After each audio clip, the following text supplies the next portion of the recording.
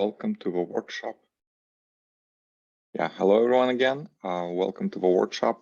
I'll give everyone a minute to kind of enter the room, and I want to meanwhile share with everyone what we're going to cover. It all comes from this repository.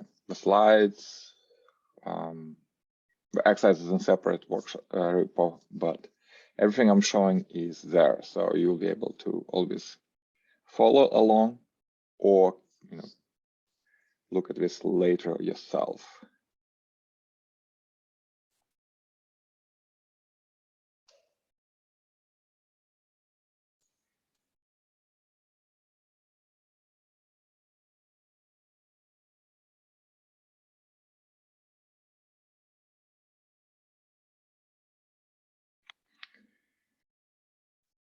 Alrighty, I think it's a good time to start.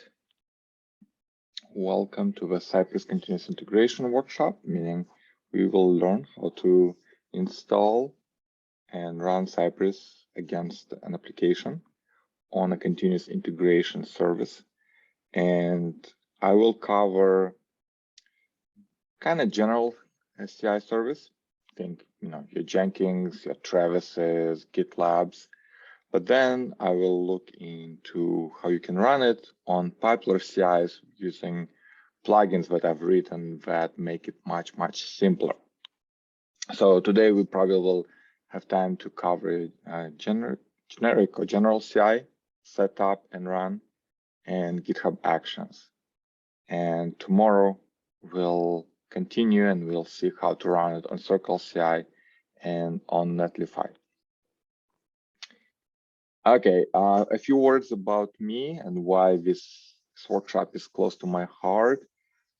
I worked for a long time at Cypress.io, meaning I worked on Cypress, on the core, on the dashboard, on the plugins, on documentation, anything, right? Anything related to Cypress, I participated. And the plugins for CI were my area of specialty. So everything I'm showing today is pretty much what I've done. And right now, if you're using Cypress professionally, or you would like to learn it so you can get a job with Cypress skills, you can follow me along. I have hundreds of presentations, hundreds of blog posts about Cypress. I have almost 200 short videos showing how to use Cypress in different situations on my YouTube channel. And, I've done other workshops many times, especially the Cypress Basics workshop, but there's a good complement to this one. Okay, so sometimes it doesn't show. Okay. As I said, we're gonna cover in 2 days 4 topics, right? Running Cypress on any CI is pretty straightforward, I would say, but you might disagree. But I think after this workshop, you'll say, okay, I know how to do this efficiently, but efficiently doesn't mean that it's easy, all right? You don't want your setup and run on CI to be super complicated, right? So that's why, let me just copy the URL to what I'm showing. That's why there are easy ways of running Cypress on a few popular CI providers, especially the ones that I highly recommend today, which is GitHub Actions and CircleCI. If you've never used Cypress before, you'll probably still benefit from this workshop, but this is not the focus. I will not tell you how to write Cypress, how to debug a test, or how to write complicated tests. If you need workshop that covers that, but has all the information, all the exercises, everything, you have this repository link that you can use yourself, right? And learn how to use Cypress. Again, everything in this workshop, what I'm showing, right? Like even all the slides I'm showing right now, it's all marked down in this repository. So you don't need me to review the material, do it yourself or teach others, right? It's all what I'm showing is available right here. Okay, regarding the logistics, so we have 4-hour total time, but we'll split it over 2 days. So today we'll spend 2 hours. I'll take a short break after an hour so that we don't spend all the time sitting down. And we'll have 2 hours tomorrow. Because this is a remote workshop, it's hard for me to kind of know, where you are, if you get stuck or not. So what I will do for remote workshop is that I will show all the steps that every slide, kind of asks, right, or shows. And the best approach for you would be to try following along, okay? Because only by doing it yourself, by seeing the response, by seeing what CI provider does, what the page shows, only then you understand how to use it in a real situation. So I'm doing it, and I encourage you to follow along. And the best thing why live, even virtual workshop is better than just reading the slides that are available in the repository is that you can ask questions. All right, so let me post the link again to the repo with everything. You can ask questions and I will try to answer them as soon as I see them. The good thing about splitting the workshop over 2 days is that you can, after today, try it yourself, right? Trying maybe to apply it at work, or maybe try to apply it in an example repository, try to run it on CI. And if you get stuck or you want to clarify something, you can ask me questions about it tomorrow, right? Which is very nice, and to have this break between the days. Okay. You can ask questions in a chat or in a Zoom Q&A. Either way is fine. Okay, so the only requirements really is you need to have Git so that we will push the repository to GitHub. You do need Node because Cypress requires Node to run really. And the way you can take the example app, I have this application already prepared. Okay, it's right here. I clicked it a little bit too many times. This is the example application we will use, right? Now, you can fork it, right? That means on GitHub, you'll have your own copy of a whole repository. Oh, the way I will do it, because I cannot fork it already, here's what I will do. I will use a dgit, which clones the repository and creates a local copy with no connection to the original repository.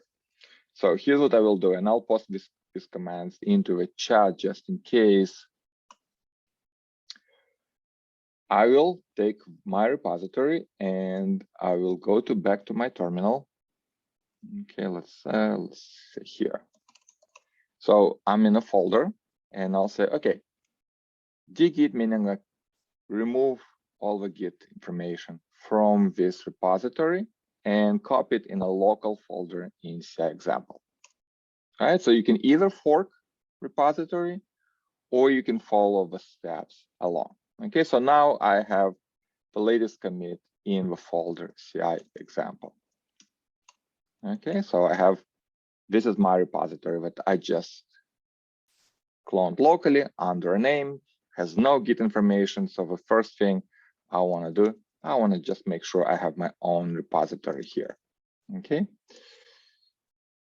So I will add all the files here and I will say commit, first commit, so that I have local repository with all the source code for this application. Okay. Okay.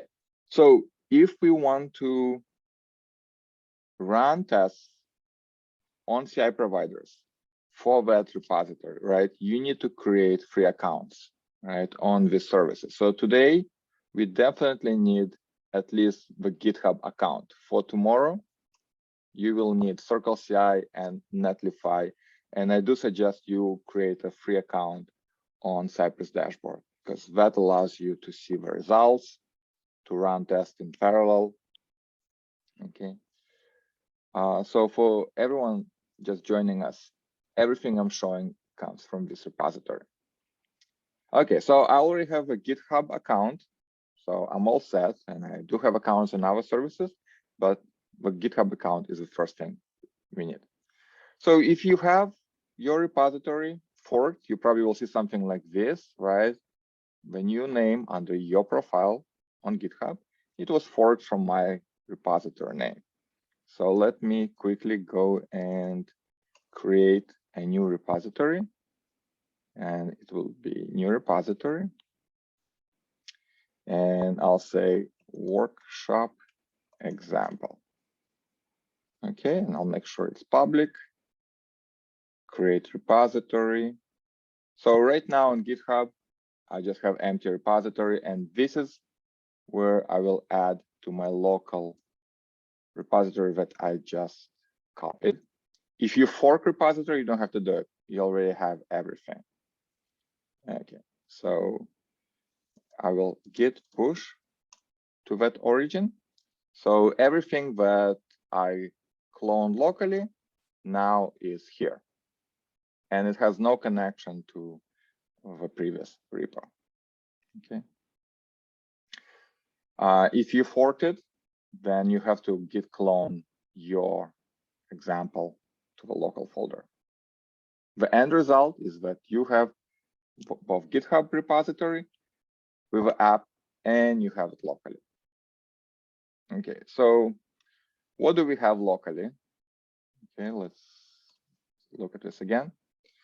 So I have my README, I have some Cypress stuff, I have index.html, and I have package.json. So I'm gonna open VS Code, or you can use any code editor.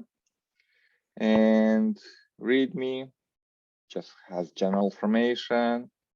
I usually look at package.json just so I can see what's going on. I see that I'm using 11, which is static site generator. I use Cypress and Pretty to format my code automatically, so I don't have to think about this. I have a couple of scripts, and they all use 11, so start and build.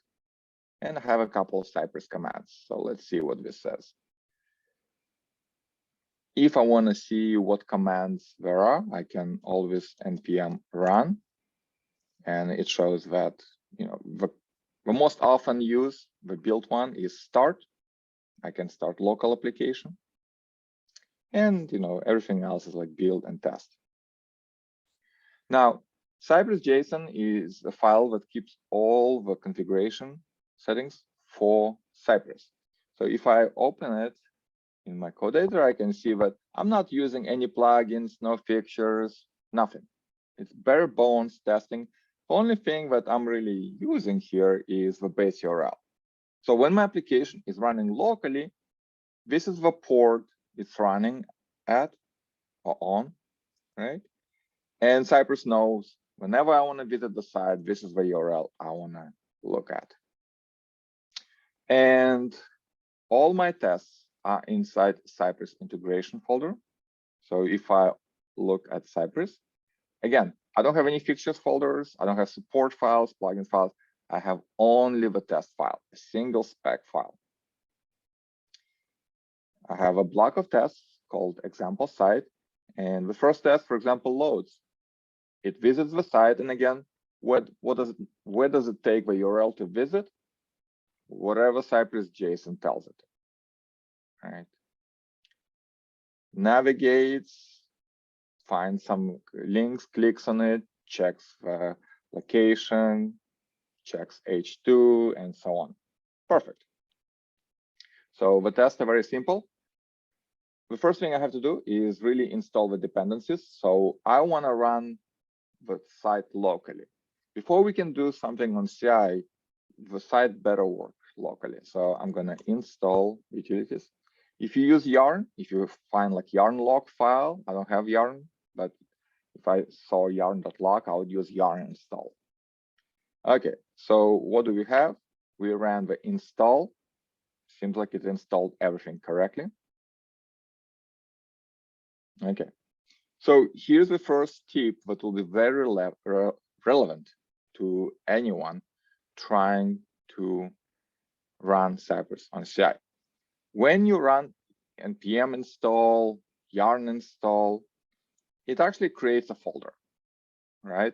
Everything, all the npm modules that are downloaded go into node modules. There are a lot of modules, right, by default, because one dependency brings its dependencies that bring their dependencies and so on. So where is Cypress folder, right? So when you do npm install, it went to package.json, found that it has to install Cypress, and brought it and installed into npm modules, all right? Except Cypress is both npm module and a binary that it downloaded, right? So remember when it's installed, right here, right? It actually downloads a binary built for your operating system. So if you're running on Mac, it downloads something specifically built for Mac. If you run it on CI, if CI is Linux, then it will download a Cypress binary built for Linux. And to avoid re-downloading the same binary again and again, it caches those binaries, okay? So that all the projects that use the same version of Cypress, let's say right now I'm using 9.1.0, the binaries download only once and used from all the projects that use the same version of Cypress. So the first thing that's really relevant is just to know where that binary is cached. Because locally, when I come back tomorrow to my computer, well, unless I clear the disk, that binary will still be there. But on CI, every time you run a build and you run install, it actually gives you a fresh container, right? So you cannot rely on previously installed binary. So you have to know where the binary is stored so that you can properly restore it on the next build. Okay, so the easiest way to know where Cypress is installed, its binaries, is npx. So npx is a utility that really is a shortcut to know. So here's what I will do first, and then I'll explain. npx Cypress info. So Cypress npm module, after you install it, has a couple of commands. Info gives you all the information about Cypress itself. Okay, so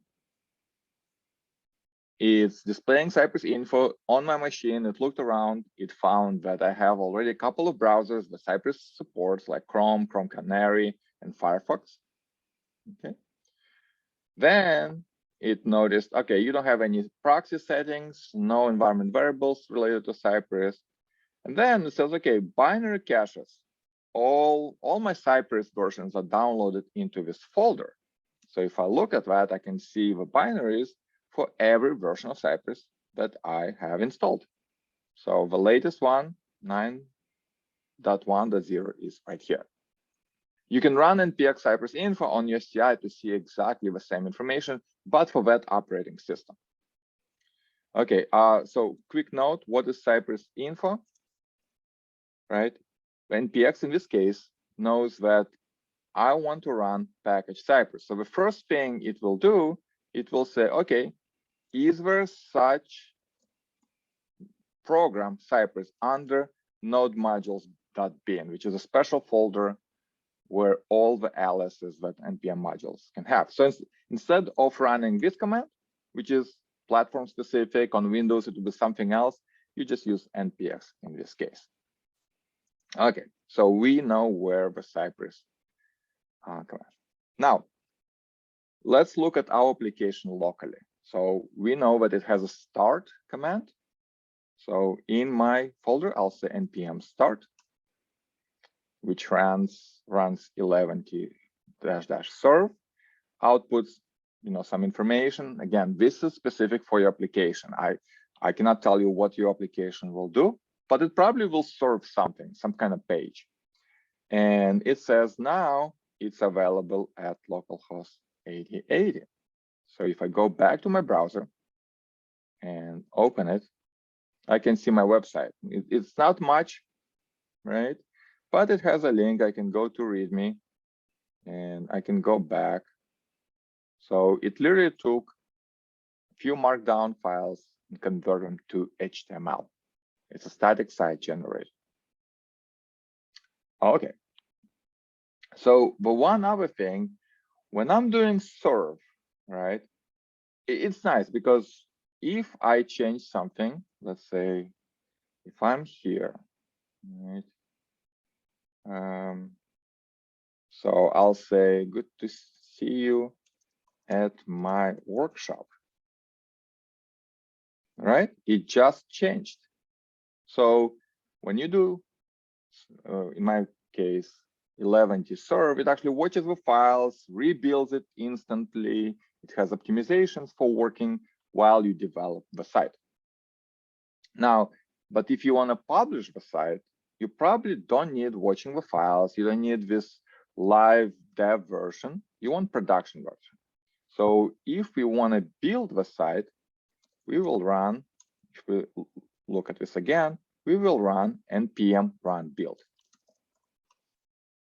If you have existing application, it probably has some kind of build command that produces the production version. Okay, so in this case, it wrote _site. So let's look at those files. Okay, they look pretty much the same, and index pretty much the same. Okay, but notice there is zero code, there is nothing watched. It's just a static production page. Okay, so I already showed that I can run site locally. Now we want to run tests locally. So here's what I will do. I will start application in one terminal. Okay, and let me just maybe move this one. So I'll go into CI example, same folder. And now I will open Cypress. And the command to open Cypress while working locally and writing tests is npx cypress open.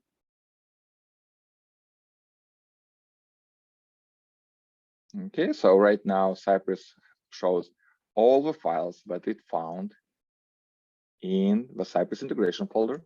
So just 2 of them. These are the browsers that it detected. Remember Cypress info? It detected all these browsers already installed on my machine, but Cypress already comes with Electron bundled, so you don't have to install it. Version of Cypress is 9.1.0. Another cool thing that you can look at is under settings, open the configuration, and notice that it actually color codes all the settings that come from different sources. So majority of my sources right now, or like majority of my configuration, is sourced from defaults. But from Cypress JSON with blue, it shows, okay, the base URL, you set it in Cypress JSON. It was localhost 8080. No fixtures folder, no support file, right? So anytime you doubt why Cypress opening wrong URL and so on, how do I pass it, you can look at the settings and at the resolve configuration. Okay, so if I click on the spec, now the browser opens. It could be Firefox, could be Chrome, and it runs all the tests. So I can rerun them anytime I want. If I have my code editor change something, for example, exclamation point, notice it reruns this particular spec because it watches the test files. I can concentrate on a single test and debug it. This browser sync calls, they come from this live watch what 11t does, right? That doesn't affect the production because there is no live load on production version of the site. Okay, so I know the test passed, so it's all good. Okay, so our goal for today, and we'll cover kind of generic CI and GitHub Actions is to be able to run the same test that I've shown here and build the application and start it. And we want to do it on every commit and on every pull request. So some people like to selectively test, right? Maybe after merging to develop branch or master branch, whatever is the strategy. I don't care, right? I want to make sure that every commit is fully tested, that every pull request is fully tested. And after you merge, you test it again. After you deploy, you merge it again, because you want to know as soon as you broke something that you broke it. And because end-to-end tests, they depend on your build tools, on your source code, on your DNS, on your database, on your migrations. End-to-end tests find all sorts of bugs. And you cannot say, okay, I'm going to only run this particular test if this particular source file changes, because the change in some unrelated CSS library can affect potentially tests, end-to-end tests somewhere else. So you want to run on every commit all the tests and not try to selectively kind of optimize the execution. Instead, you'll optimize it in a different way. Okay, so I'm going to jump to running the test on generic CI. Are there any questions? I hope it's clear what I'm doing, but if not, and for people who are joining us slightly later, everything that I'm showing comes from this workshop repository. Okay. If you have any questions, feel free to ask them in a chat or in questions and answers widget on Zoom. Okay, so we're going to use GitHub Actions, okay? And that will be kind of equivalent to generic CI, GitLabs, Travis's, Jenkins's, GitHub Actions kind of implements it all. And we will see how to run Cypress, not just in generic task container, but using a Docker image, for example, how to install and cache Cypress, how to start the server, because remember, we have to start the server first, right? Before we can test it. And we'll see how to get the images and videos from Cypress tests so that we can debug the things. Now, a lot of what I'm showing here is actually summarized and explained in Cypress's continuous integration guide, which is available at this link. Now, this is kind of reference guide, right? So what I'm doing is I'm actually showing it on practice, but anytime you have a question about Cypress running on continuous integration, just go to that guide and you probably will find an answer. Okay, so here's the thing. I'm going to do it. I encourage you to follow along after you fork this repository. I will create a folder .github/workflows, which is something that GitHub Action expects you to do, right? So I'm in the folder with a project. I'll create a subfolder, and I will create CI YAML file. You can name it any file you want, okay? But as long as it's in .github/workflows. And I will put the following commands, and I'll explain them in a second. Okay, so this is the name of a workflow, right? And let me bump the font a little bit. The name of a workflow, it can be anything as long as it doesn't have like special characters. I don't think like you can have emoji or anything. Now, here's where you define when you want to run this test, right? Or like this workflow. We can run them on every pull request, right? Or just on push, meaning like a push to each branch, each commit that gets pushed is executed. So to me, this is fine for now. Just run them on every commit. Under this workflow, we can have multiple jobs. Because I have only a single job, I'll name it build and test, because that's what we'll do. And the most important thing you want to do is to actually define which operating system you want to work on. GitHub Actions is actually a pretty good system. It's built on top of I think Azure DevOps. So you by default for free, if you have open source public repositories, you can run your test on Ubuntu, on Windows, and on Mac. So on Linux, this is version of Linux I want to use. Okay, right now we get just empty containers, so we have to check out our code. So this is the command that uses GitHub Action that they built to check out the code very quickly. And the first thing we want to do is we want to install dependencies. And in this case, instead of npm install, you want to run npm CI, which is continuous integration install. And it will use your log file, so it's repeatable, and it will install all specific versions of every dependency specified. And notice how they get resolved, right? There's a hash code so that it's repeatable, right? So even if you use something like fuzzy versions here, right? Like you say, oh, install latest version 0.11. No.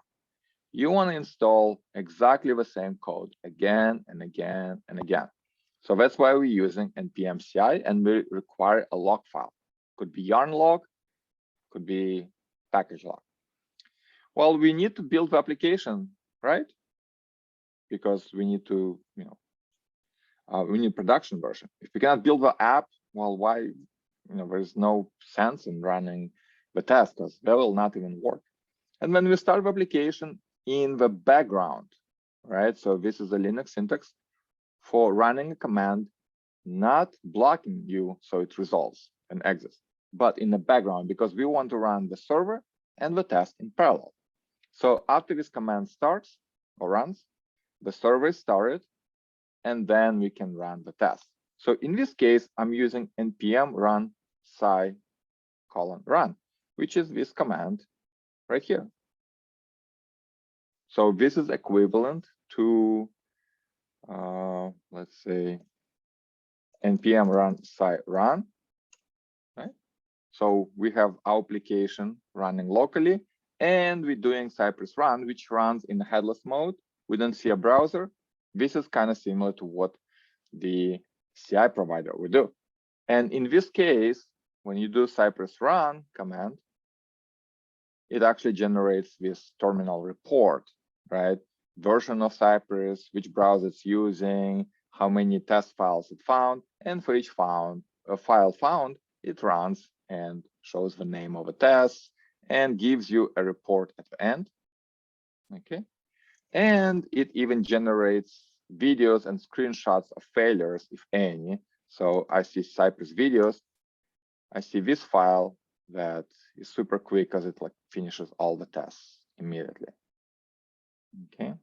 By the way, a good thing that you can do to make it more obvious, after each test, and this is the trick I use all the time, just wait for, let's say, 1 second.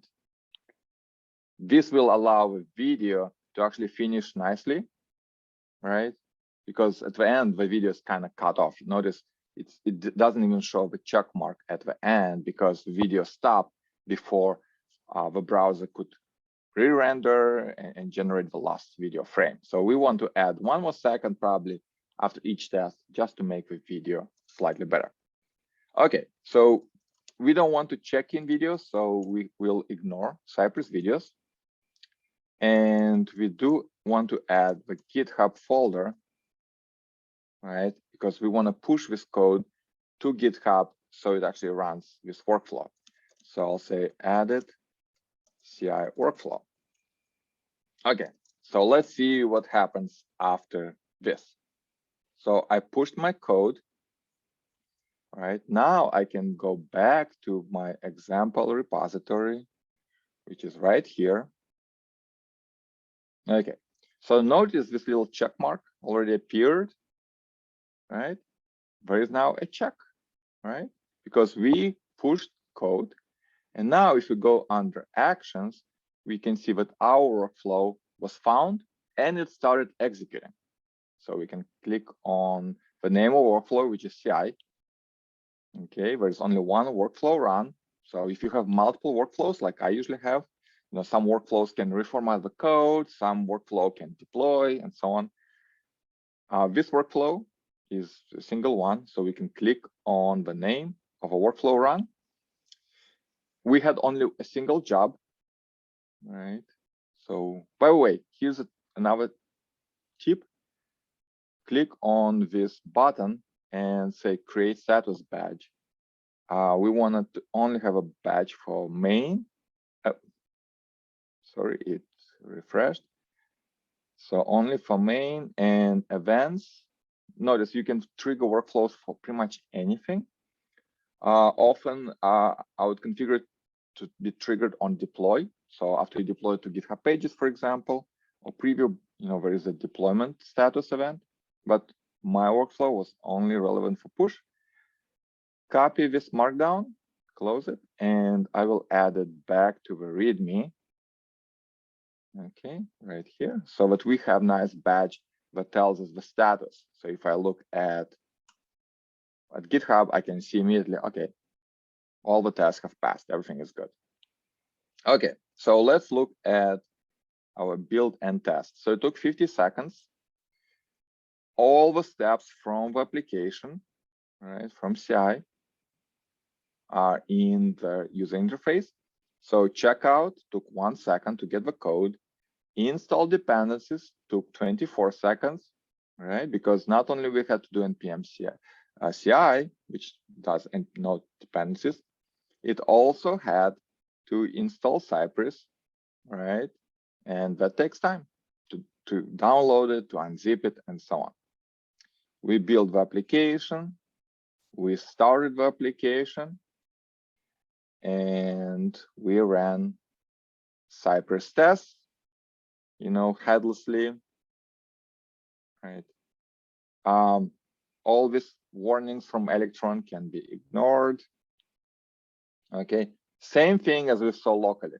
It ran all the tests, all 4 passed. We have a video, we're all good.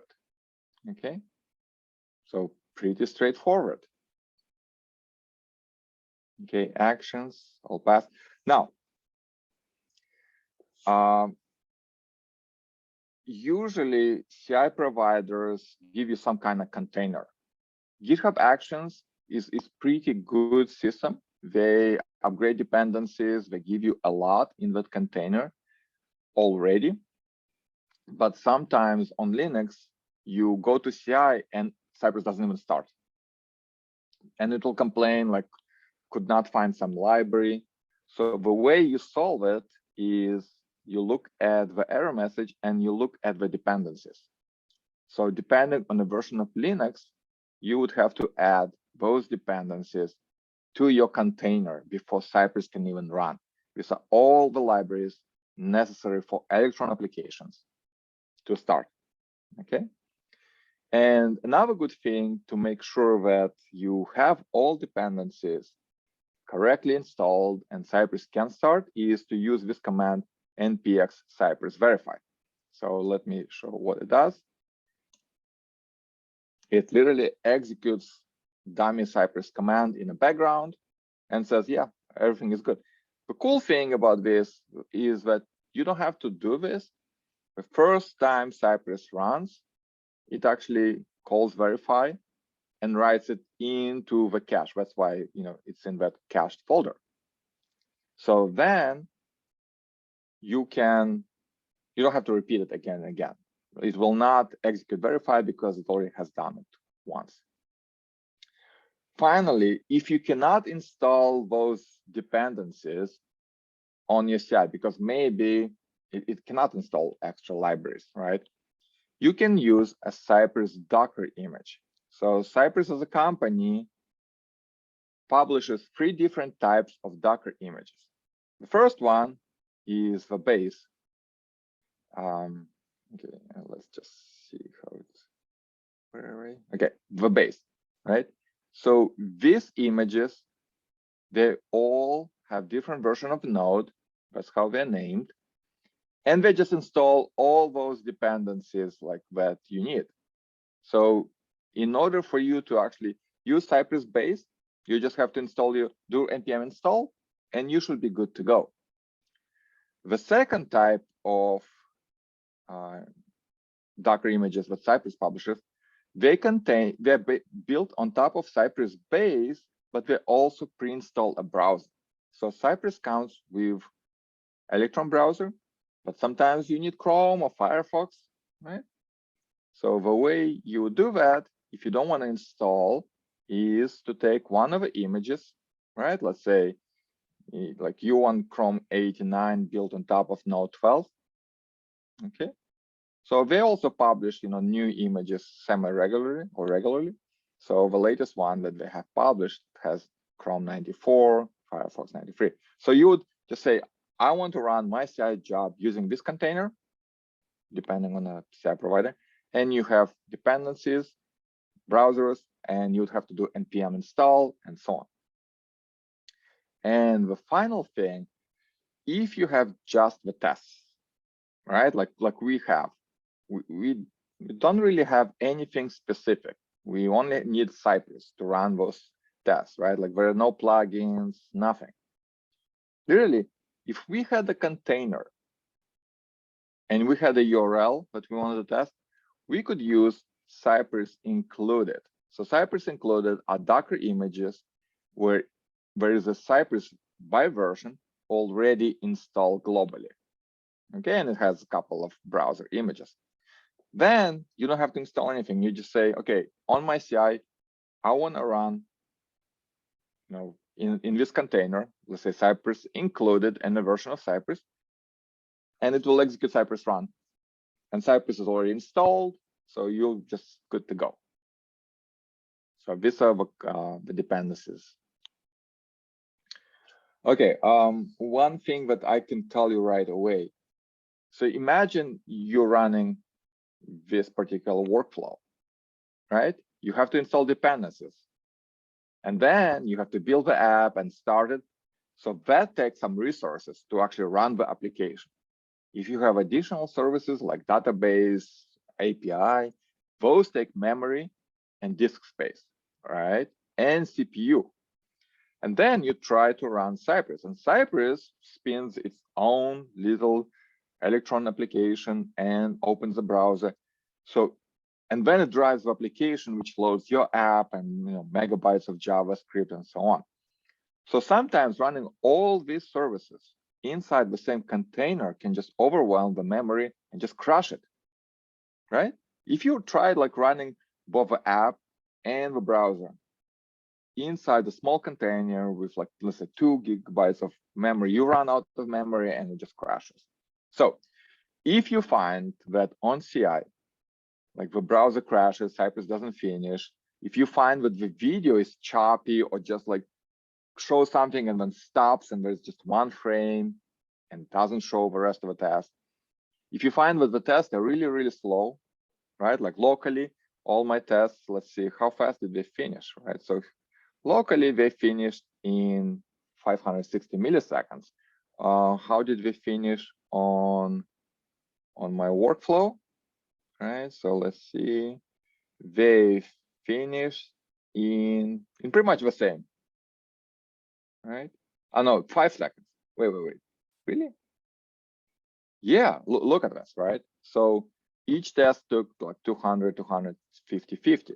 Here, 500, 500, almost 200, 130. So on CI, it took 10 times longer, right? Because the CI machine has a smaller container, much more limited than my local Mac laptop with like all the memory in the world. So if you find that the tests are really slow or they crash or the video freezes, that means your container on continuous integration doesn't have enough resources to actually run the application and run your tests, okay? Now, Cypress does have minimum requirements, but again, this depends on your application. This depends on the browser. Electron, which Cypress is built on, constantly, releases new versions which actually try to do more, which means they need more memory and more CPU intensive. All right. So anytime you find that the tests like exhibit these problems, the first thing you want to do, try a larger CI machine or container. And different CI providers, control this differently. On Circle, it's like one line of CI thing. I don't know how to change it on GitHub, to be honest, right? It's very dependent on CI, but try to use a bigger machine. You'll find that the test will run faster, will not be choppy, we will not freeze, and so on. And another thing, if you find that the test is kind of slow over video, there is a way to lower the resolution of a video in Cypress, or you can disable it completely. I don't recommend it, right? Because in that case, it will be harder for you to actually debug the problem. You will only get a screenshot on a failure, and I do like using video. But if you find the video is really choppy, try either disabling it or lowering the resolution of a video. I have a little plugin, Cypress High Resolution, that you can use, and I'll post the link. Now, it's called high resolution. You can, say like, I want to generate extremely large video resolution, like 4K, but you can also scale it down using this plugin, right? If you find the video is choppy, try different resolutions, see maybe at 1K or 720, it actually stabilizes and becomes usable, but it will show less. Okay. Another big thing, you will notice sometimes that the tests work perfectly locally, right? No problems, always run, always dependable, right? But you run them on CI, and sometimes they pass, sometimes they don't, or they always fail. Just remember, you're running on much, much smaller, usually, container, right? You're running sometimes against a remote server. All the timings are different, right? Usually on your local machine, if you click on a button, the data is immediately shown. The application refreshes. On CI, you click the button, it goes to the backend, comes back. It might take 100 milliseconds, can take a second. Sometimes there's a network problem, so it takes longer or completely fails. So the assumptions that your test sometimes has do not apply. So Cypress has this documentation, how to debug tests that fail on CI. Just look at that. You probably have to optimize how you run tests, and for that, look at my other workshop. Okay, so let me just see. Okay, add badge. So I'm gonna push the code again, right? That means I will trigger the test second time. So during my first execution, it took 52 seconds. It took 24 seconds to install dependencies, 6 seconds to start the application, and 19 seconds altogether for Cypress to start and run the test. So let's see, what about the second time? Okay, now keep this in mind. My tests are very small, right? So it's not very realistic, but let's see if we get a ballpark.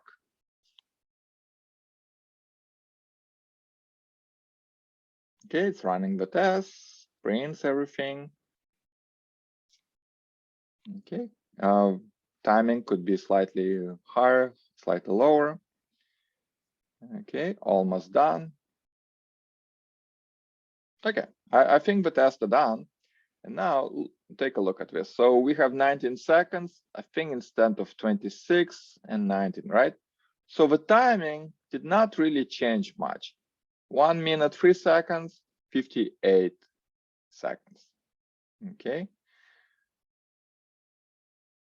Notice when I ran this a while ago, it's instead of 19 into 52. I mean, there is progress. Machines are always become faster. They optimize input output, but we did not take advantage of caching at all, right? When we did npm CI, it had to install from scratch, meaning download, install. Okay.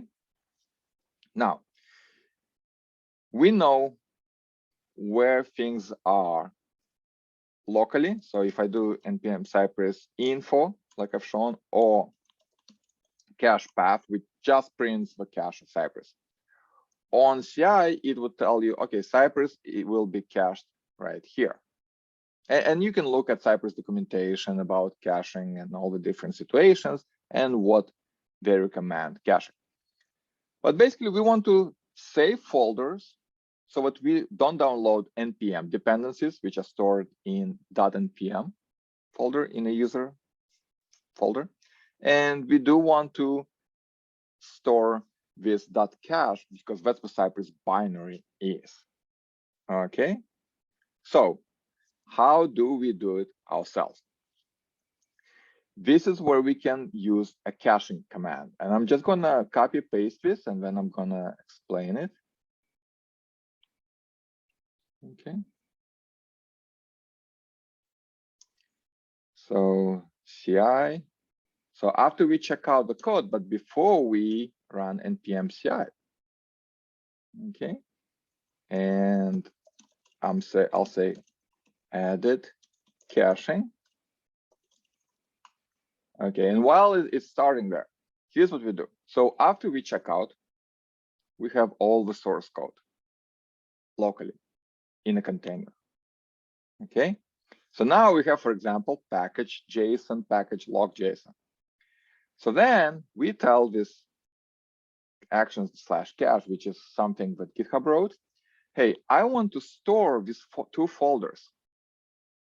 I want to store them somewhere, like zip them up, store them, and assign them a key, which is just a hash. So the key, I'm just going to say name it dependencies v1. So if I want to change, and start again, I can just upgrade and say v2, for example. And then I can run this workflow on different operating systems like runs on. I can run them on Linux and Mac, for example, or Linux and Windows. So I need to make sure that I store those dependencies, including the operating system name. And then every time the log file changes, I want to say, okay, forget about old cache because it's all new dependencies, just start from scratch. Okay, so this is the caching.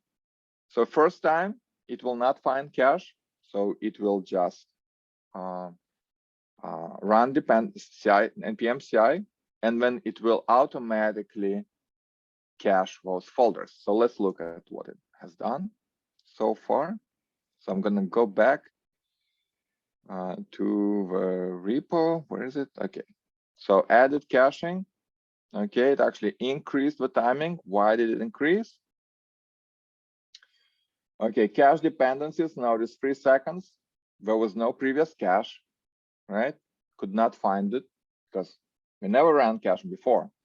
Then it installed dependencies, and after everything is done, it actually zipped it up, 190 megabyte zip file that contains no dependencies, Cypress binary, and it uploaded and saved it under the same key, right, that it computed. So this thing, 11 seconds plus 3. So that's the extra 20 seconds coming from. Okay, so let's say we have no changes, but I will say commit, allow empty, check again. So I just created an empty commit, so nothing has changed. My package lock is still the same. Let's see what it does now. And again, this is not necessarily, for a small project, it's not necessarily, that big of a difference, right? But I hope it shows that caching works. Okay. Okay, so notice cache dependencies now took 6 seconds, right? Because it found previously saved file with that hash that has dependencies v1, the name operating system, and the hash of package lock. So download, unzipped it, put the folders back, and here's the beauty. Remember previously it was what, 19 seconds or 16? Now it was much faster because it never had to download, for example, Cypress binary again. It was already there. So I said, okay, yeah, I have it. Good. It never had to upload the cache dependencies because they're already uploaded. So that part is now almost instant, right? And let's see, overall, yeah, well, it's faster than before, right? But it's pretty much the same as, okay, so for a small project, you probably won't see much of a difference. For a larger project, well, it will be very, very obvious that the caching saves you time because you don't re-download everything, right? And you just install from a single unzipped folder. If you use Yarn, which a lot of projects, you would use yarn log as a hash file, and your install will be something like this, where it verifies the log file and doesn't change anything. Okay, the GitHub Actions are slightly different from like normal CI providers because they have logic inside Actions cache. That's why when it ran, right, it actually did two things automatically, right?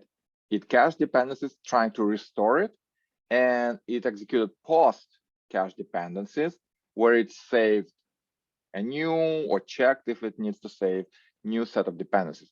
Majority of CI providers like Circle, you have separate commands, right? You would have to restore, right, after you check out files, but before you run install, right? Then you do your thing where you verify everything, and then you would save a cache using a second command. So you would have restore or load versus save cache, right? Just have this in mind. In GitHub Actions is a single command. Okay, here's a little gotcha, right?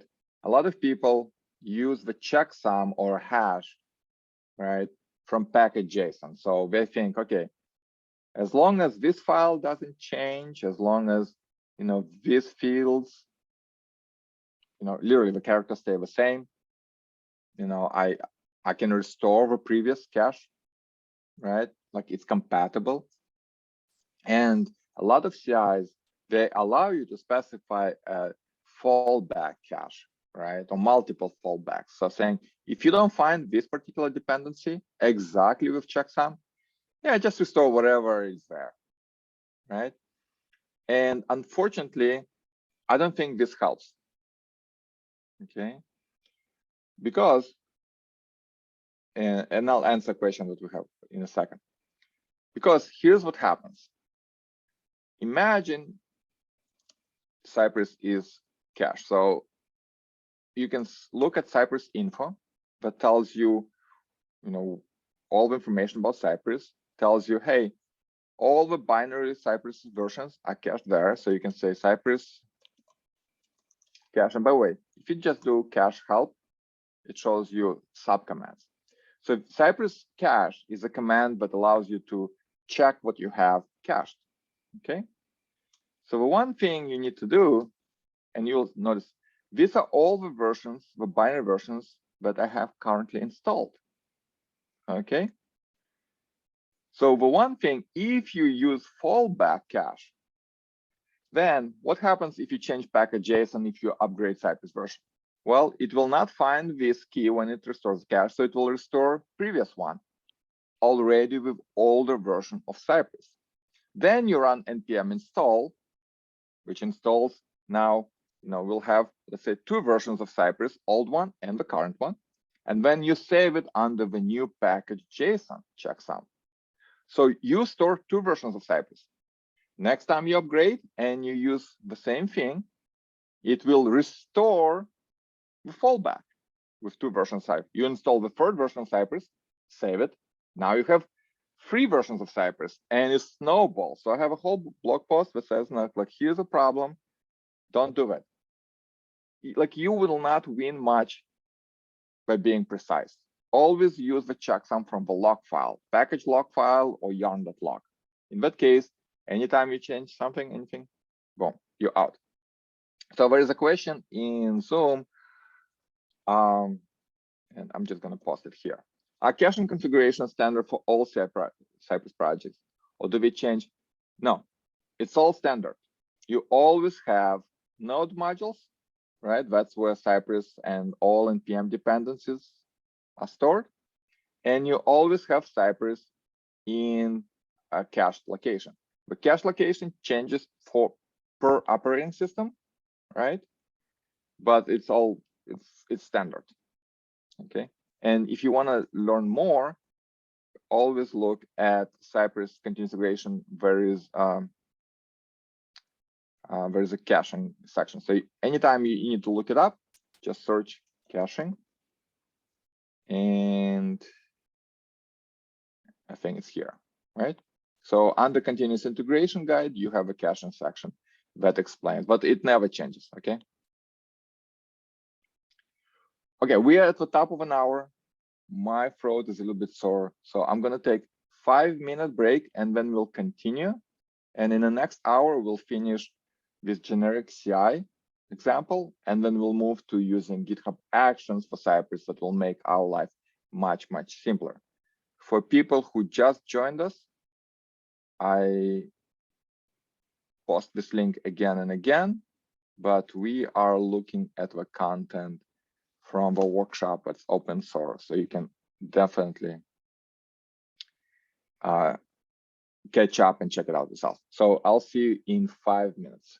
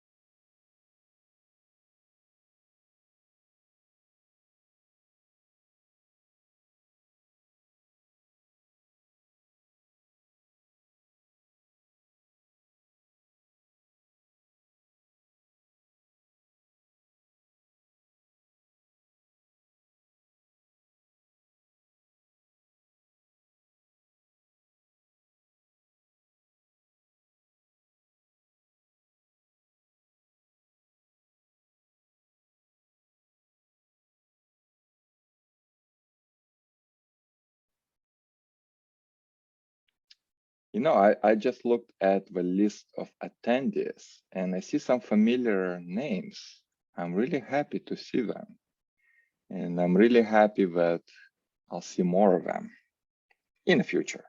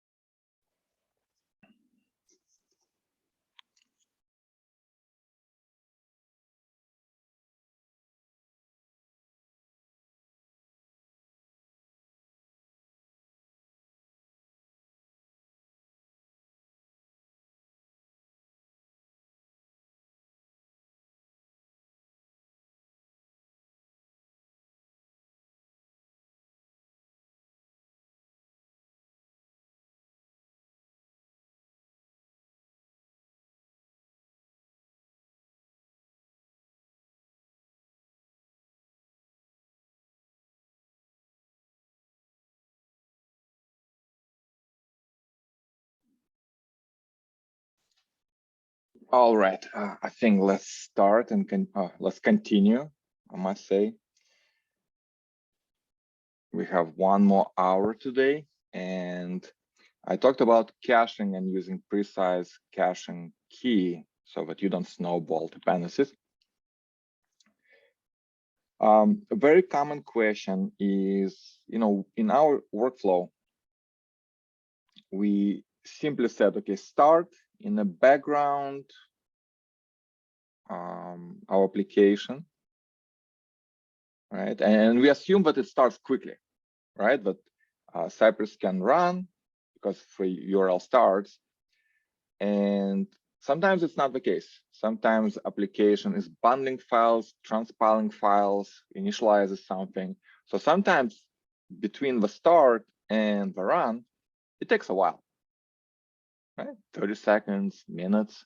So in that case, you don't want to run Cypress because it might tell you, hey, I tried reaching out the page, everything fails. So you want to actually wait for the URL to respond. I suggest a utility called wait on. It's very versatile, very powerful. You can just run it from command line using npx. And remember, we used npx Cypress info because Cypress was already installed. If npx doesn't find the utility, it will actually install it temporarily. Okay, so you can run it on CI saying just npx it, and here's the URL I want to check out. So let's see, I have my application running. So if I do npx wait on, right, install npx, everything is good, right? I can check yes. So it exits and then you can run Cypress. It's fine, right? If application is not running and I try doing the same,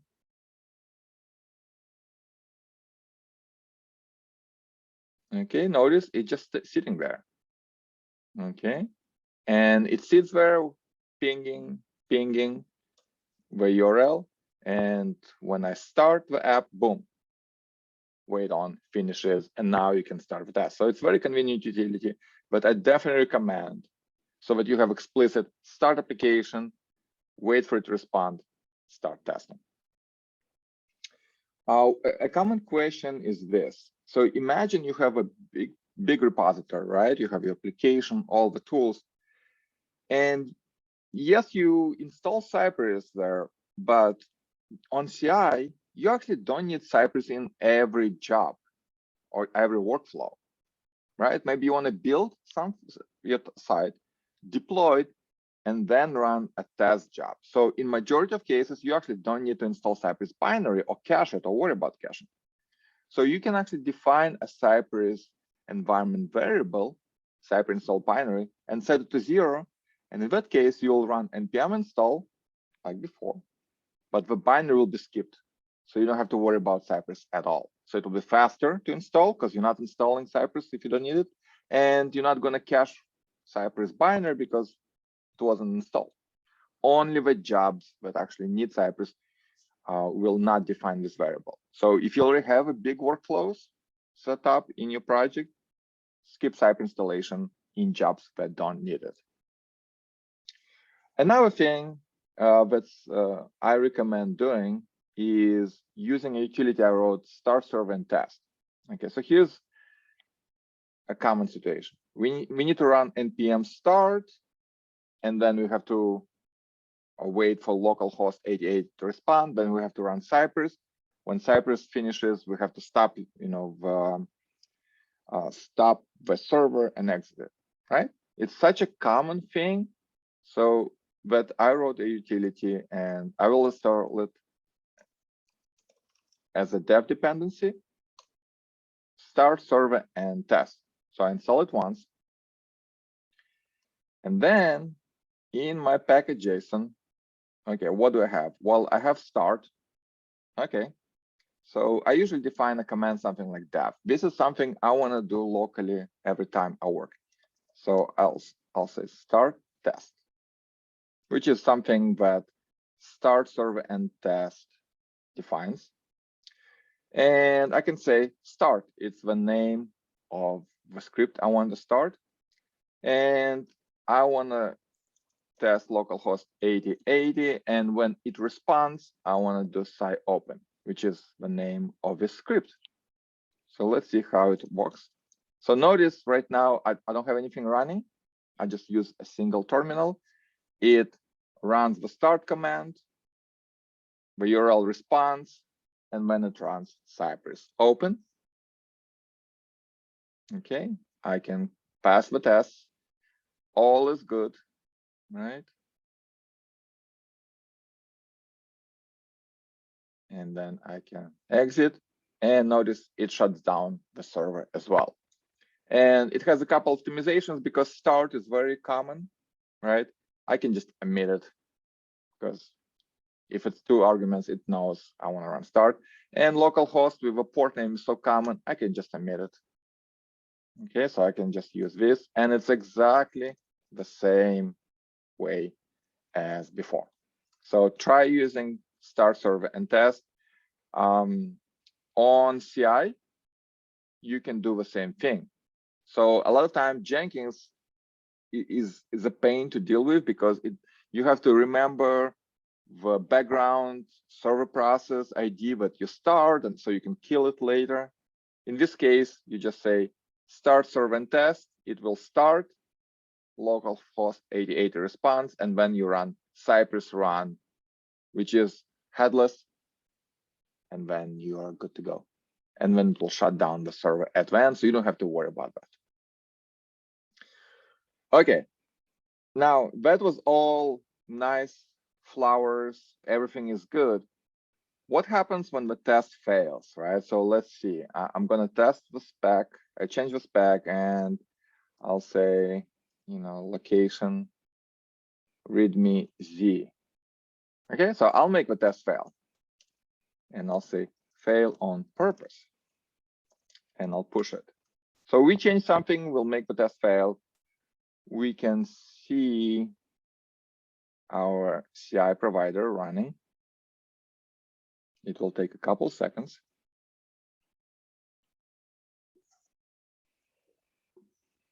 Notice it has to reinstall and cache the dependencies because we changed the package log by installing start server and test.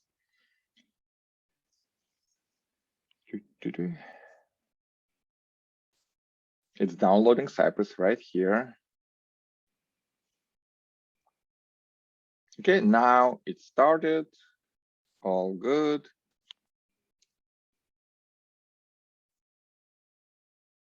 All right. I believe the first test is good.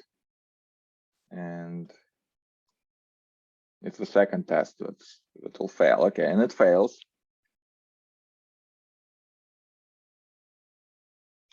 Notice it actually took a screenshot. Cypress automatic test screenshots on failures. It always captures by default videos of the test run, right here. Unfortunately, there is no way to actually see it here, right? Like we just see the command line output. We have no idea, what the screenshots are, what to do. We just see this, which is already pretty good, I would say, right? The error message is nice, but it's not the same. So we want to store this Cypress/screenshots folder, and we want to store Cypress/videos folder, because that's where the test artifacts are.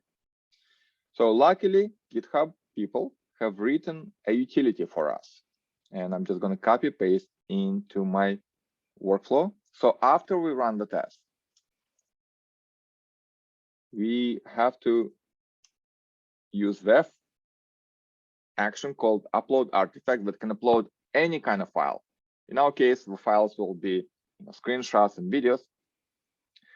Now, by default, if a command fails, then workflow just stops, right? It doesn't, it skips the rest of the tasks because, a step has failed. But we can in GitHub on GitHub, and this syntax is very specific to every provider, so I cannot claim what happens, but we always want to upload all artifacts, right? Even if a Cypress run fails, because especially when it fails, we want to upload it. We'll give it a name, and local folders to upload. So let's run this again. Upload test results. One other thing that you can upload is you can set up a Cypress reporter to generate JUnit reports, Mocha awesome reports, and just upload them, right, as well. In our case, I'm only interested in videos and screenshots.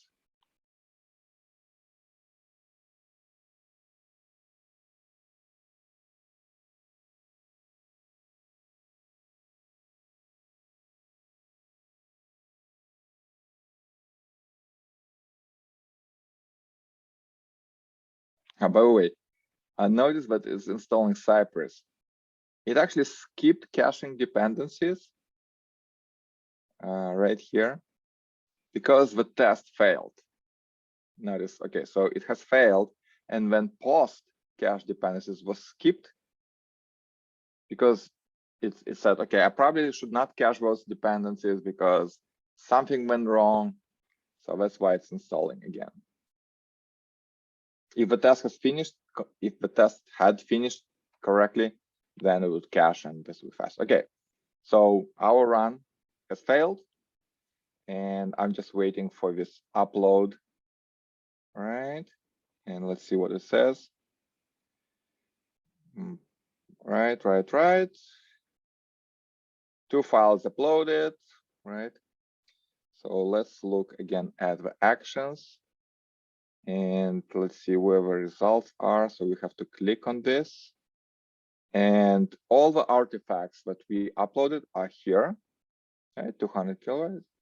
Let's click on this. This is a zip file. I'm gonna click on the zip file. It has 2 subfolders. Screenshots are named as the spec name and the test. Okay, so this is the CI screenshot at the moment of a failure. It says path name expected readme to equal readme. So I can see the path name right here. Great. And what about the video? Let's look at the videos that we downloaded. Okay. So first test passed, the second one retries, thinking maybe the location fails, right? Maybe the location changes, maybe it becomes readme z. By the way, notice how the video did not finish. This is exactly what I'm talking about. So this container by default has problems running and capturing the full video, just memory restricted. Okay.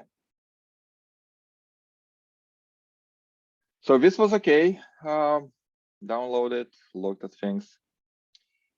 Unfortunately, not every provider makes it easy for you to view and process results, right? So that's why I highly recommend actually storing test results not locally on CI provider and then downloading, right? But recording to Cypress dashboard. So here's how you do it. So we're gonna open Cypress. And you do the same for every provider. So this part is standard. So I already showed you the configuration. You go under runs. We ignore, we're not gonna test anything. Connect to the dashboard. I'm gonna put it under my open source. And I'll say, I don't know, it doesn't matter. By default, it's private. I'm gonna change it so it's public. Set up a project. So this gives me a record ID, which is unique, and this is something I should keep secret, right? So don't look at that. Okay. So right now I set it up, and the way you will see this in Cypress JSON, it put project ID. So project ID could be public. It's not private. It's fine if someone sees it, right? If it's an open source. But in order for me to record, right here, after I copy, I'm gonna go back to my repository, okay, under settings, secrets, new repository, and I'm gonna paste the value of record key that I just got, and I'll say Cypress record key. Okay. So now we have to go back to our CI workflow. We can remove all this. And instead, right here, when we run Cypress, we're gonna say record. Okay. So we will run Cypress, but we'll pass one more command line flag, record. Okay. And we'll say environment variables will be secrets Cypress record key. So you can give your secrets different name, right? Like record key, but I like to name them the same as whatever Cypress expects as environment variable where it reads record key, because then it's really easy to find it. Okay. And that's it. Let's see.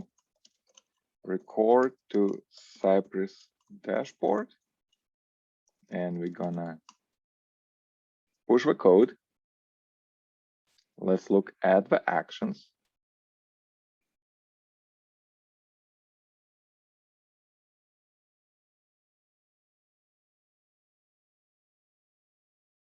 Wait until it executes.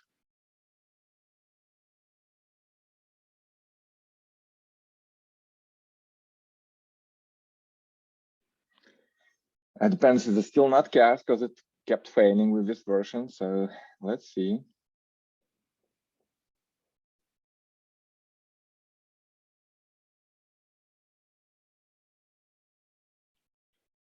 But here's the cool thing. So now it will try to record things, okay?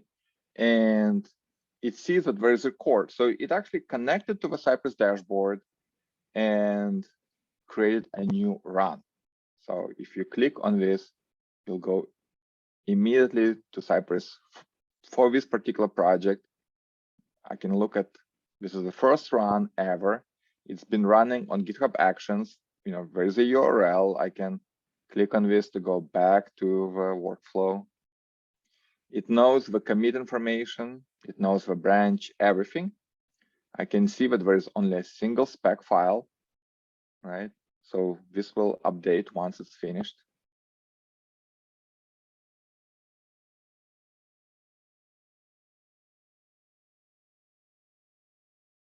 Okay, come on.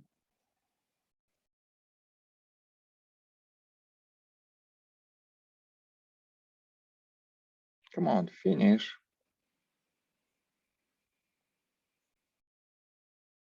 Where did it go?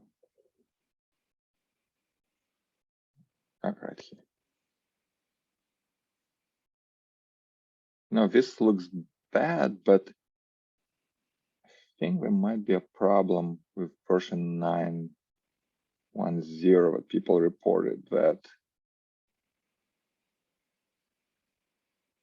like it uploaded the results, but the run is never finished here. Let's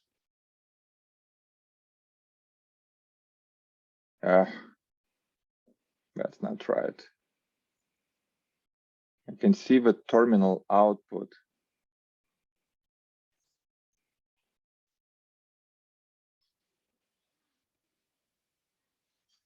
Okay.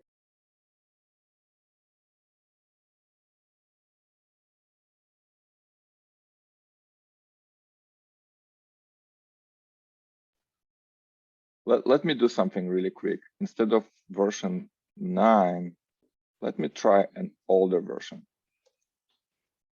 like 8.7. And I'm gonna install it really quickly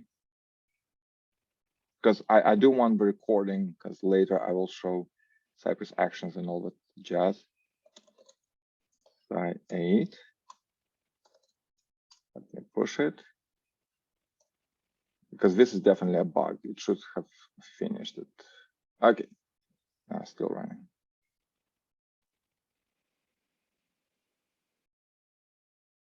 Actions.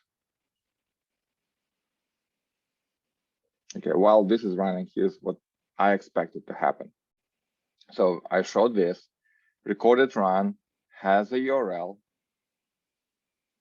And on the dashboard, you would see the breakdown of all the tests. And if any tests have failed, like in our case, this one, it would be right there. And we could drill down into that run just to see the screenshot.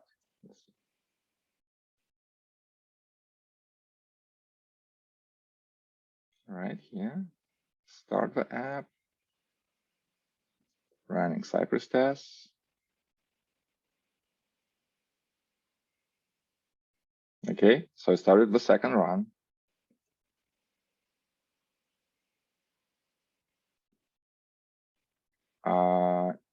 When we look at the specs,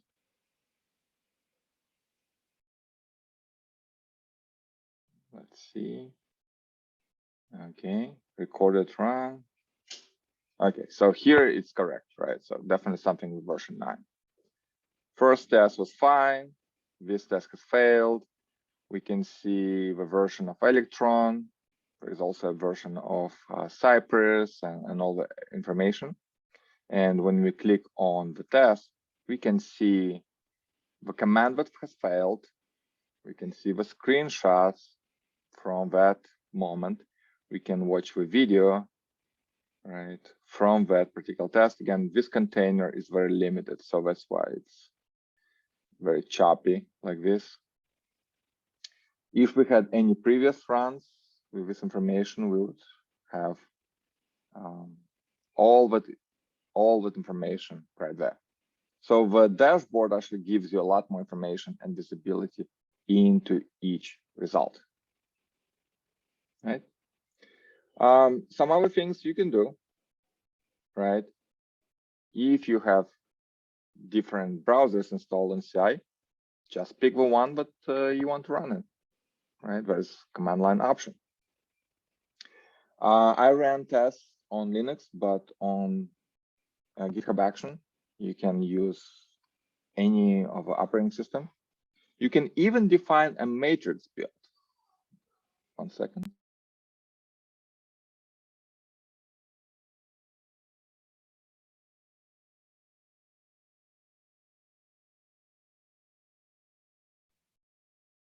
Okay, so you can define like this a way to set up 3 different jobs on 3 different operating systems and run your test on each one of them.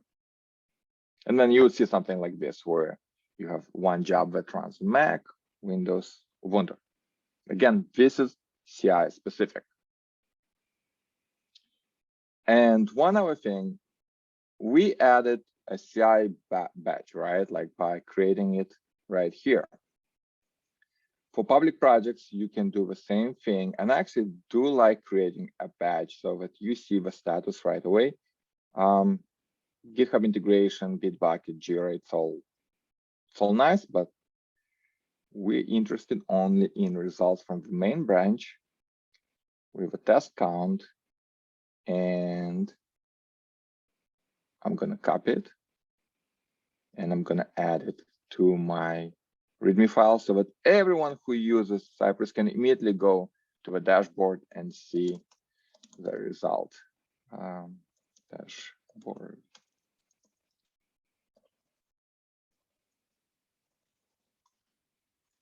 Okay. So just to review, what I've shown is a way to run Cypress on kind of generic CI, right? We had to install dependencies. We had to make sure that they're cached. Otherwise, you would re-download Cypress and NPM packages again and again. You'd always need to probably build an application and start it. Sometimes you want to wait for URL to respond, so there is utility that I showed, wait on or start serve and test. When Cypress runs, it generates a video and it also takes screenshots on failures. So you want to store those, right? And finally, all with recording and test artifacts and keeping an eye on all the test results is easier through Cypress dashboard. So once you use a lot of tests, then it probably makes sense to try Cypress dashboard. It gives you 500 tests per month for free, right? And if you like it, you can use it. Now, Walter asked the question on Zoom, under what circumstances would it be necessary to run tests on different operating systems?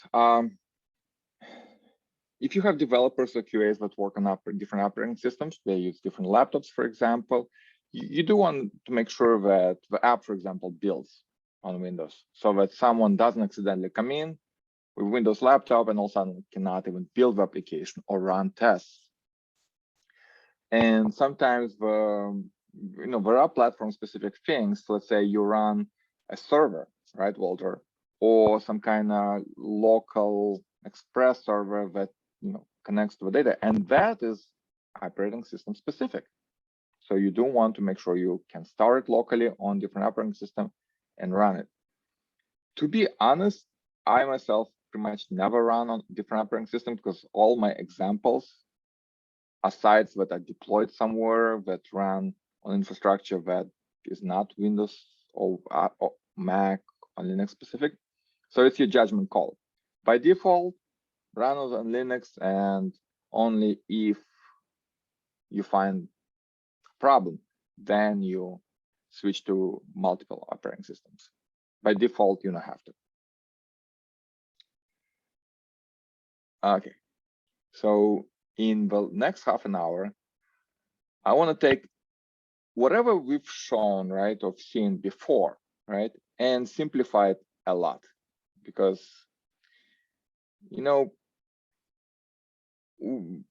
what we've done here, I mean, it's nice, but it's the same thing again and again and again, and it's easy to mess up caching. And if you had complicated workflow, just doing this for Cypress is weird, and you might have more parameters like groups and tag, right, and different spec files. So it becomes a hassle just to run Cypress correctly. And another thing that is a hassle, you want to be able to run multiple tests in parallel, right? So that you can finish everything faster. So let's say if you take this spec, right, and you have spec 2, right, and maybe spec 3, and each one, takes slightly longer, right? Let's say the last 10 tests takes 10 seconds, right, in each, let's say here, example site 2, spec 3. So imagine your tests are growing, right? So now you have more spec files, each one takes longer. How do you make sure that you can finish them all quickly? You don't want to fiddle, and you don't want to learn Cypress specifics just to be able to run the test. So the interesting thing about GitHub Actions is that it allows the authors of a tool like me to run code to make it easy to run that tool on CI, and it's CI specific. So there is this repo called Cypress GitHub Action that I have written, and it has all the source code. And notice, since I no longer work at Cypress, I don't have to fix anything, but it allows you to do the common things with minimal overhead and minimal configuration, because it mostly does things for you. It's published on GitHub Marketplace. It's widely used, right? So, okay, here's the thing. I'm going to take our CI, right, that had all these individual steps, and I'm just going to comment it out because we don't need anything. And instead, we will just do this. And I'll explain it in a second. Okay. Instead of individual steps, we'll use a single GitHub action from Cypress.io, which is organization name, repo name. And because there are different versions, we're going to use version 2, the latest from version 2. Okay. Now, everything else that we need to control are controlled from using parameters that this action understands. So inside that action, there is this action file that explains everything, like all the parameters that it understands, so you can control everything. Even by default, like even if we did nothing, right? If we had nothing, if we just said, just use this, it would install everything, cache everything, use Cypress run. But we need to start application, right? And we need to record. So that's why we will pass parameter. Like, here's a command to start the server before you run the test. Here's a parameter. Wait on this URL to respond before you run Cypress. And when you run, pass the record, flag. And here's something else like Cypress record key. So let's see how this works. And I'm going to just remove it. Isn't this simpler? So I'm going to add Cypress integration, use GitHub Action. Okay, meanwhile, I see a question. What will be the best approach to run the same test on multiple OSs across different browsers, right? Will it not be too slow? So you can run the same tests, and I'll show it later. But basically, you create a matrix strategy. So you say, here are the browser names, right? And then you it creates a separate container, and where you can say browser,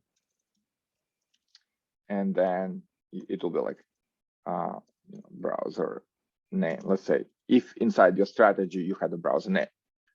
All these questions, like how to do specific things, are probably covered inside this GitHub action. Let's say browser, right? So if I go here, here's an example how to run if you have Chrome pre-installed using browser Chrome or Firefox or Edge or like Chrome headless and so on. Okay, so check out this README because it probably has an answer to all of your questions.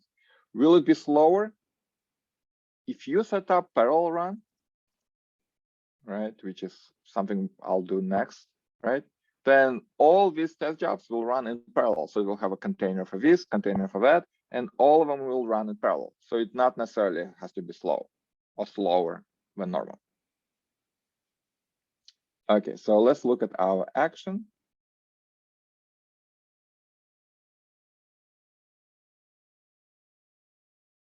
Okay, what is it doing?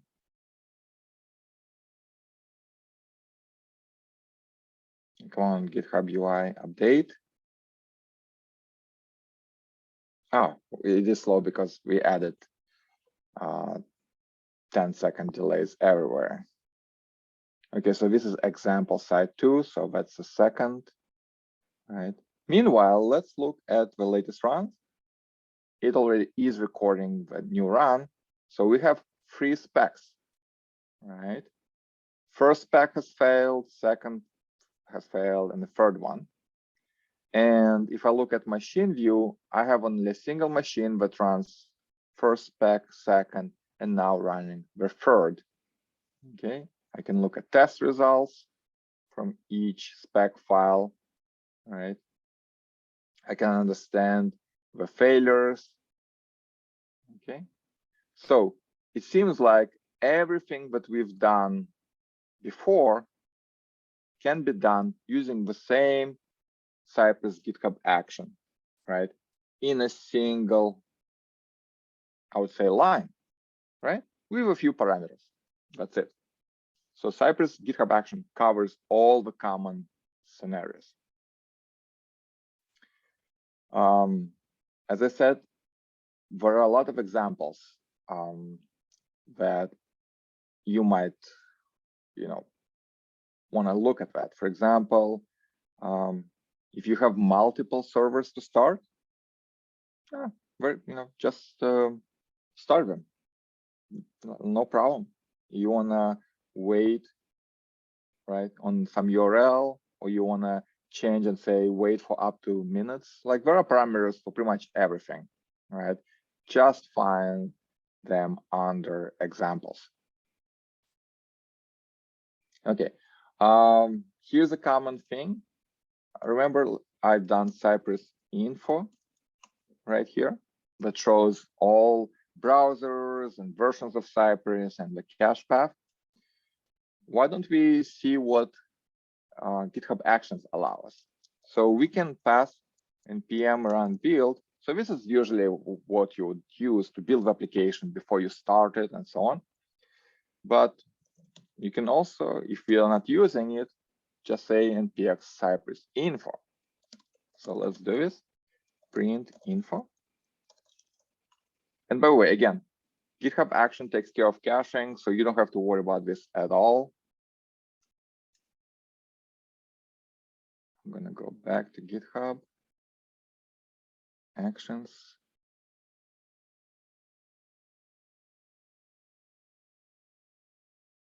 Okay.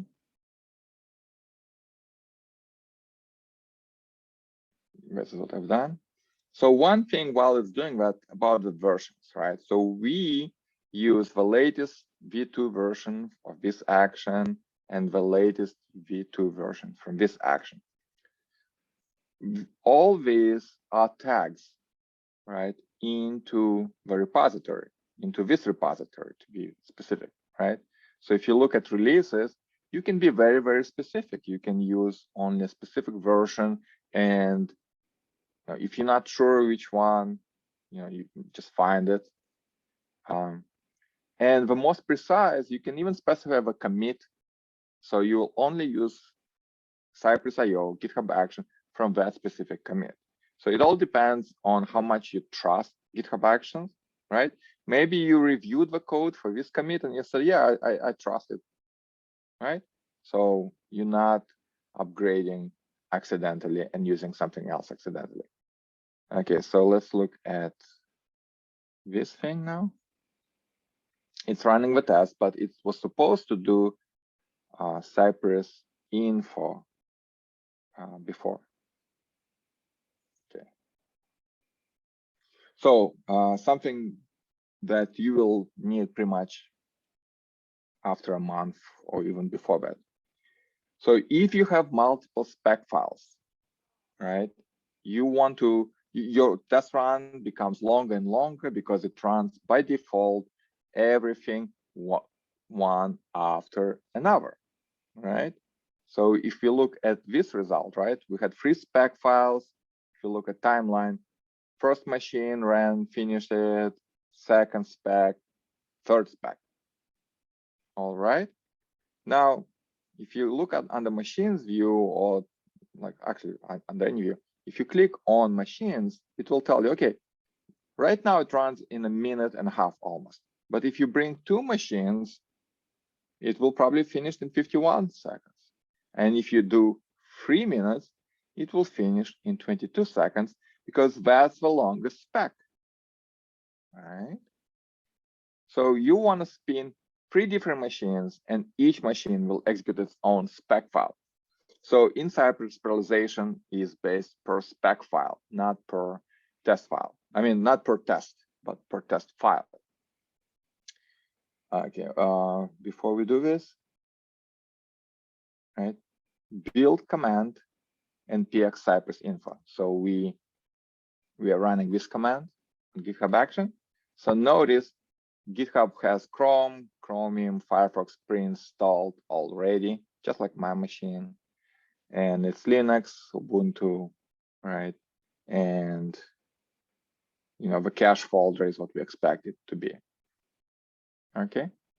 And by the way, if you have Cypress record key, right, it's not even shown because it's a secret variable. So we want to run things in parallel. We'll have multiple spec files. And here's what I will do. Instead of a single machine, I'll use strategy. So before that, we had no strategy, but now I'm going to add this parameter, and it's right here. Fail fast, meaning if one of the machines fails, other machines should still finish, because if a test fails on one machine, we still want to finish the rest. Now, how many machines we want to spin, right? So if you want just 2 machines, and by the way, the actual values here don't matter, right? Because we're not using them. We're just saying, I just want a separate machine in this matrix. So 1, 2, 3. Okay. And that's pretty much it, except if you do this, then each machine will execute all 3 specs, because we're just recording. If we want to tell Cypress, hey, split them up and run all the things in parallel, like you all 3 machines executing same run, you have to pass a flag parallel. In that case, the dashboard knows there are 3 different tasks. Each machine that gets to join should just get its own spec files, one, then come back, get the next one. So it actually will split everything amongst all machines that join the group. So I think this is it, run in parallel on 3 machines. Let's see how this goes. Okay, I don't think we need to do anything. This is an example where write parallel mode. Neil is asking, during parallelization, is there any effect on the performance of the server on the CI, and how can mitigate this, if any? Okay, so we have 3 different containers. Each one starts its own server, right? So there is no dependencies, right? So each one is independent. So it's fine. You don't see any performance. But if you have a single server somewhere and all machines are running against that server, of course you will see it, right? The thing is, it's the same as different users hitting your machine at the same time. So you better be able to, handle 3 users or 10 users. At Mercari US, where we running tests, we actually had to upgrade our little preview clusters because they would actually fail even under a few machines. But now we run like 20 tests in parallel. So we finish lots of tests in under 10 minutes. Okay.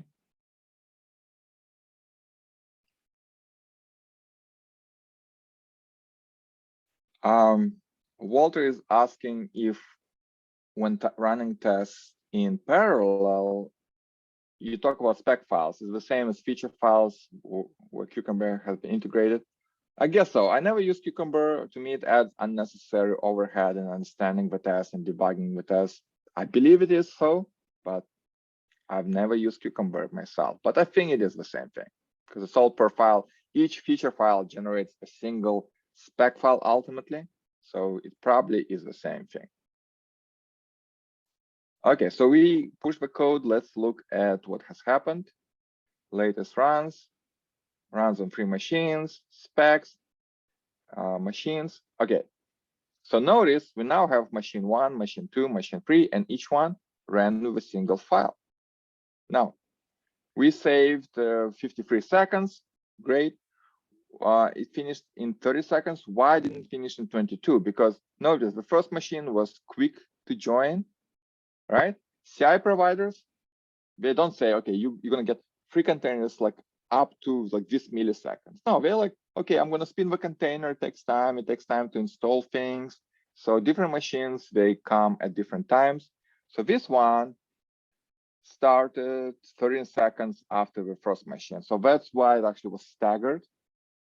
Even though we parallelized everything, we did not win precisely all the time. But it depends on the test runs to test run.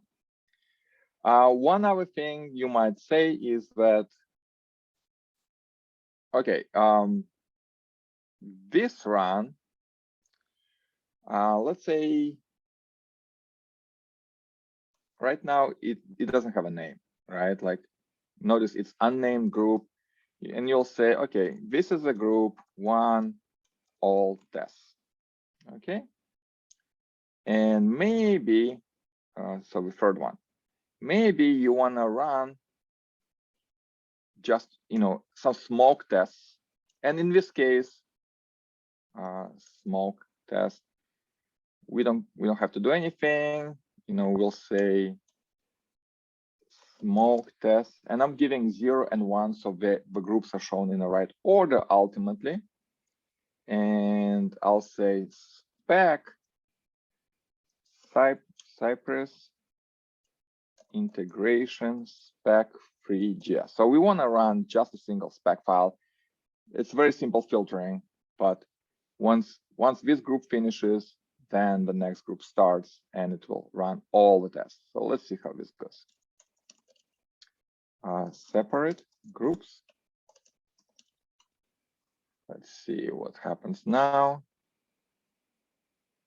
Actions. Okay, so Dmitry is asking, what about API tests in Cypress, and if there is an advantage compared to Jest? Here's what you do, Dmitry. You go to Cypress tips search, which is my site, and you say in each box API tests. Okay, so there is something, and it goes to the blog post, right? And this shows how to do API testing in Cypress. And the cool thing is that I have a little plugin called CircleCI. And the only thing that's different is that you execute requests and you see everything on the left side, like a normal Cypress command. But because you don't have an application, you're just running API tests, this plugin actually pipes the request and responses into that place. And you have time traveling debugger, you can debug everything. So it's very powerful to see this and be able to debug things, and you capture a video of it. So usually you have a bunch of UI end-to-end tests, right, Dmitry? And then maybe sometimes you want to verify some edge condition by doing an API test. And you can do this API test right in between your normal tests, right? So compared to Jest, where you can only do, let's say, API testing, blindfold, it's hard to debug it. Here with Cypress, you actually have the debugger, you have a video, you can go back and capture and confirm everything, right? And you can combine API test and end-to-end tests. So I think it's actually much better experience, especially if you just fill some gaps with API test. Okay, so let's see what we've done. We have separate groups. So we ran just the first spec and we named it smoke test, right? And after it finished, there was another group of tests that where all the tests have run. And notice the first group has fully finished before the next one has started. And what did we have to do? Just use GitHub Action from Cypress. And it automatically connects everything into the single logical run, so you don't have to worry about this. Okay. Another thing that Neil is asking, is there a way to make the number of parallel tests to be configurable when we trigger workflow without updating the YAML file? Okay. Unfortunately, I did not find the way, Neil, to do it for GitHub Actions.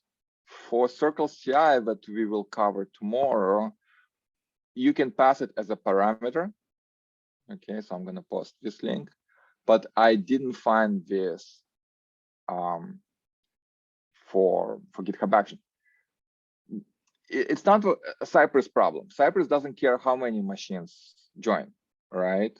It just says parallel, and all the machines will join the group. How many containers you spin or spawn, it's fine. But it all depends on the CI provider. So unfortunately, I did not find something for GitHub Actions. Can you start the groups at the same time? Yes. Yeah. So the question is, can you start these groups at the same time? Because right now, group one waited. Yeah, but you'll have to create separate jobs. Okay. So that each container or like bunch of containers have group one and another bunch of containers has group two. They can all start at the same time, and it's fine, right? It depends on the CI provider. Okay, let me see. I want to finish the slides in a couple more minutes. I've shown this. Okay. Yeah, we can do that. One of the things is that you can do is you can have multiple jobs where you can, for example, run some tests, like all tests, and then this is the situation where it will run in parallel, right? So you can see even GitHub shows it in parallel, one job and a bunch of other jobs. And on Cypress dashboard, it will show that they're running all in parallel. So one advice that I can give you is you want to split the build. You want to build the application once, maybe upload the folder or deploy the folder, and then have a test jobs that run in parallel, that finish quickly, that work against that application. Okay. Here's an example where I said, okay, the build job doesn't need Cypress, so don't download, don't pay the penalty of installing it. All right. GitHub Action allows you to skip running tests because when you build, you just build. Fine, right?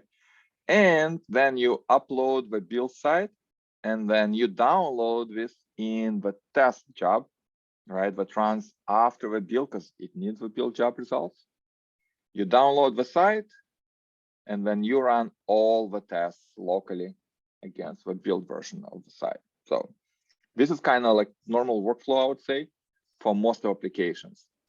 You can deploy the site somewhere, maybe to preview environment, and then run the tests against it.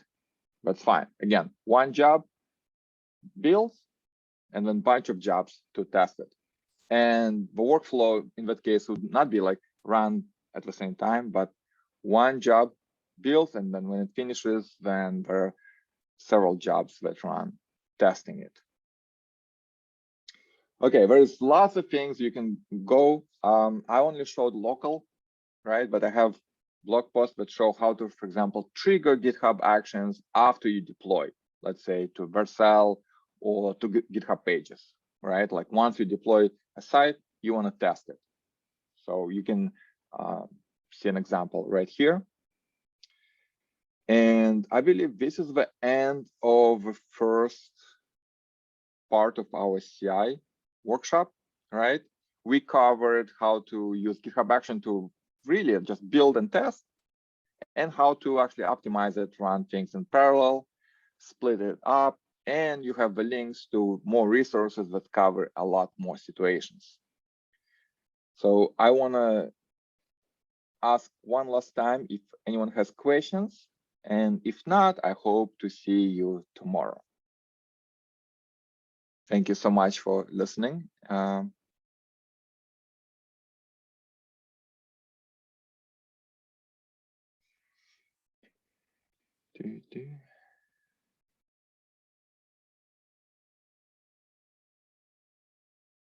Okay, I'll see everyone tomorrow. Take care.